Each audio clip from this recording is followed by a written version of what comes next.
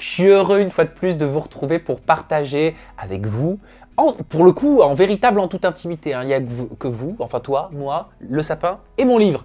Et on va ouvrir ensemble une page de mon livre. Ce chapitre est le chapitre 6, il s'appelle « Premier amour ». Le hasard est le travestissement favori du destin. Sacha Guitry.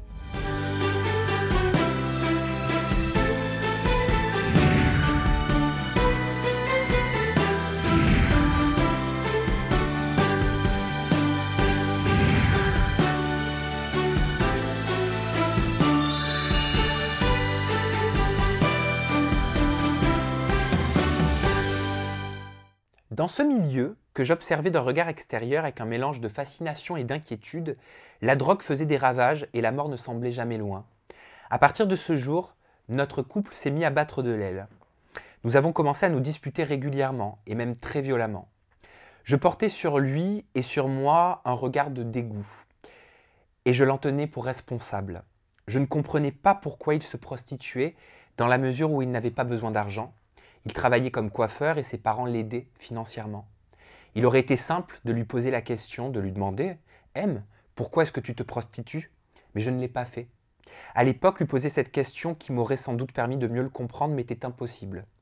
Je regrette de ne pas en avoir été capable. Cela nous aurait peut-être épargné beaucoup de chagrin à tous les deux. Alors à la place, je me faisais des films. J'imaginais le pire.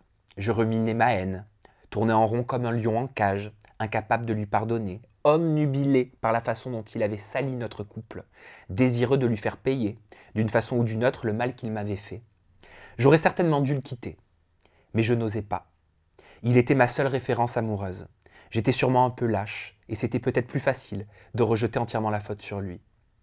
M m'a suivi à Paris lorsque j'ai commencé le cours Florent. Bien qu'il m'ait juré de ne plus se prostituer, je ne lui faisais pas confiance.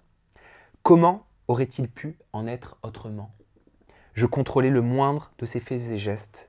Quand nous n'étions pas ensemble, je lui demandais de m'envoyer des preuves de l'endroit où il se trouvait. Je lui menais une vie d'enfer. J'ai fini par m'inscrire sur des sites de rencontres. J'avais envie que M se sente trompé lui aussi.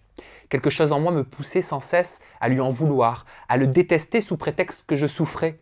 De cette relation, nous sommes sortis épuisés. Nous nous sommes séparés, puis perdus de vue. Par la suite, je suis tombé amoureux d'un autre garçon que j'ai placé sur un piédestal, un garçon qui était à l'extrême opposé de M. Puis un soir, M a réapparu dans ma vie, comme par effraction. M est mort. La suite, je vous la laisse découvrir dans mon livre. J'ai pas forcément pour le coup envie de continuer verbalement parce que c'est plus facile pour le coup pour moi de l'écrire que de le dire. J'ai mis plusieurs années avant de pouvoir raconter toute cette histoire. Je sais que normalement je ne suis pas là pour vous commenter mais simplement pour vous lire une page. Mais parce que ça c'est un chapitre, je pensais mourir avec. Donc c'est une épreuve pour moi, sachez-le, de pouvoir en parler. Et je suis heureux aujourd'hui de pouvoir en parler beaucoup plus librement et beaucoup plus facilement parce que c'est une période qui a eu un impact sur des années de toute ma vie jusqu'à aujourd'hui.